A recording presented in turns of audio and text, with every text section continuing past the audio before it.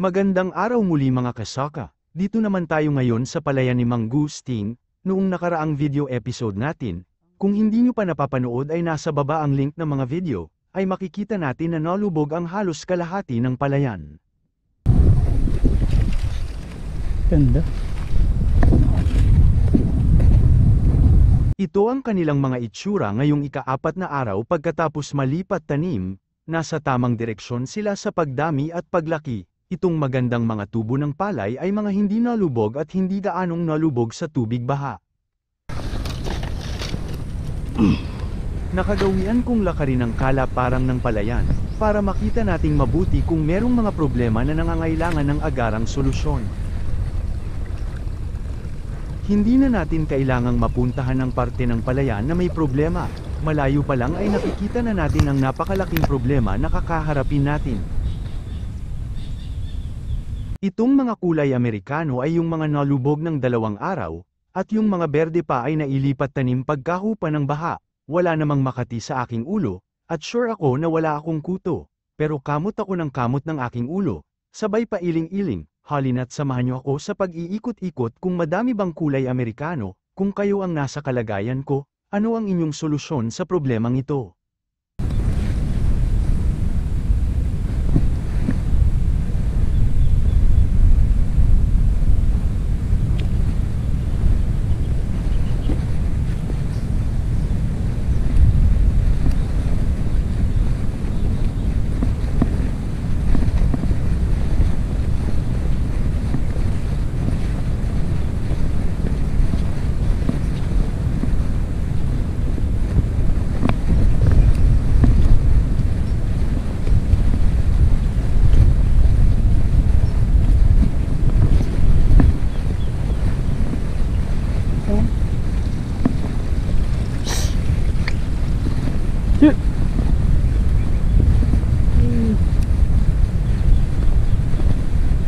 Kalkalyum ta, tan.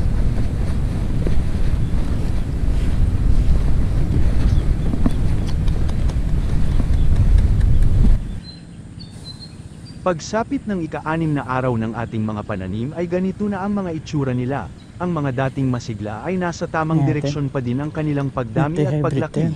Sa awa ng milikha ay nakikita nating medyo nagkukulay berde na.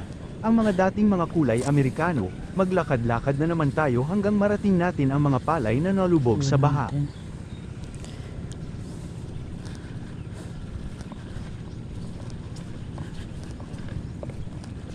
Nih, dah mana na? Kedua atau mana na?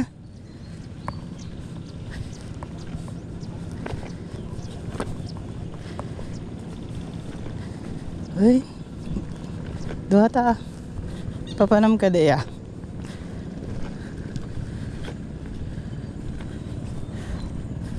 Uy.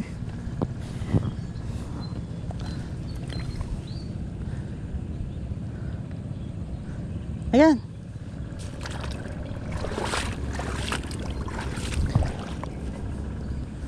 Nih, bayatan di hybrid. Kailangan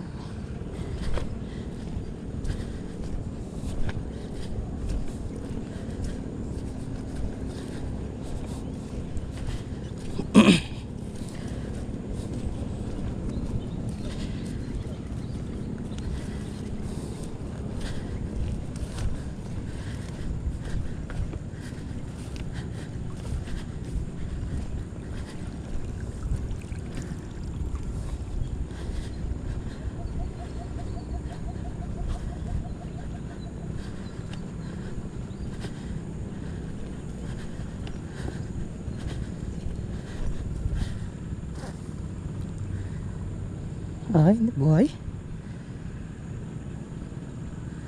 Pasaktan lang.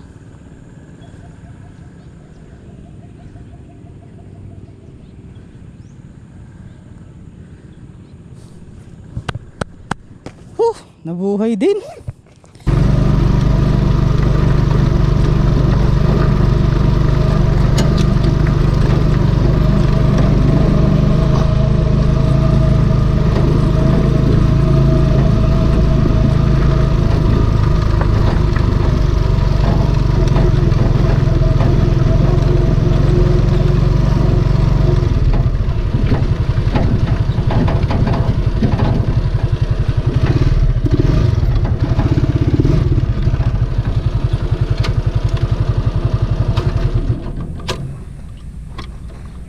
Okay.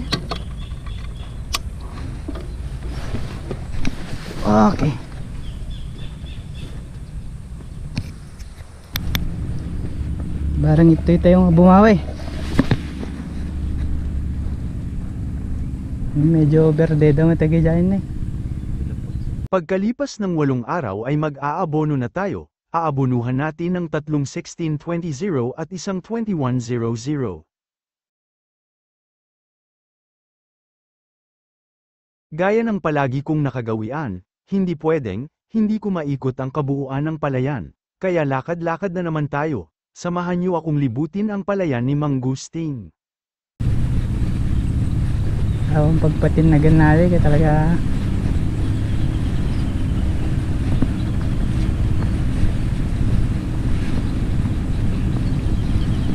bagak to.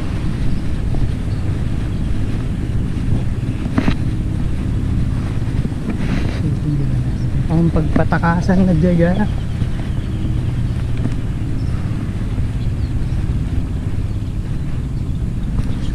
Uy, kumapal na sila.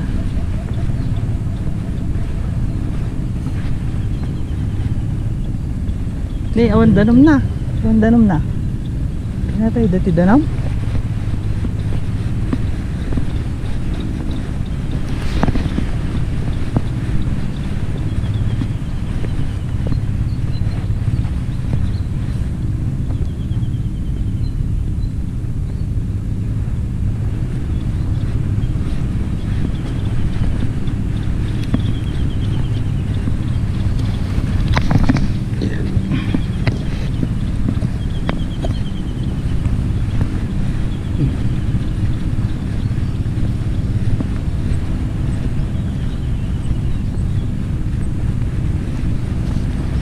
Wala nga gud.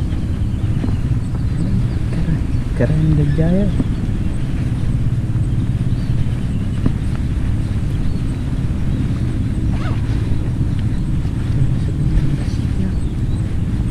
Usang din.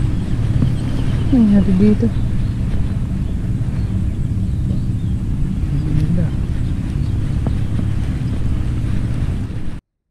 Pagkalipas ng 11 araw, ay ito na ang kanilang mga itsura, nasa tamang direksyon pa din sila sa pagdami at paglaki, ang mga nalubog sa baha ay nasa recovery period pa din, at itong mga hindi nalubog ay napakaganda ng tubo, wala pa naman tayong nakikitang insekto, pero madami tayong nakita na kangkong, kaya agad tayong nag-spray ng 2,4-D, ester, at nagsimula ng malanta ang mga kangkong.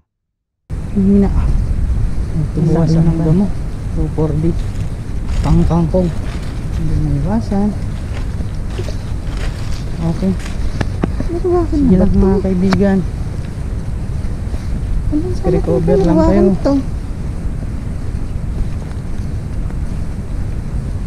Awan. Ay, kasi nakayat ko nga susubutan kayo kung malugi na sa awan. Kaya yun.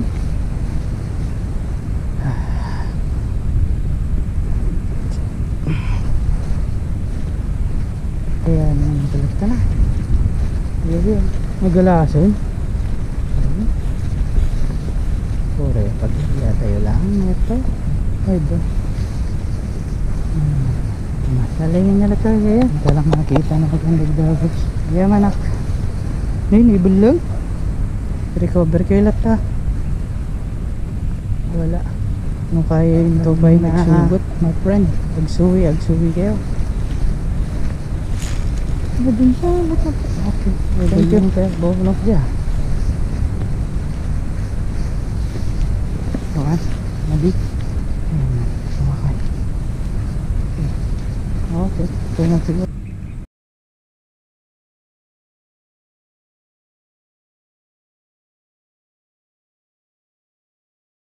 Ito yung mga pananim na dating nalubog, naka-recover na din sila kahit papaano. Ilang araw din tayong hindi pinatulog, dahil sa pag-aalala, hanggang dito na lang muna. Kung umabot ka dito at nagustuhan mo ang aking content, ay pwede kang mag-like, share o subscribe. Pwede ding skip mo lang. Maraming salamat sa panunood.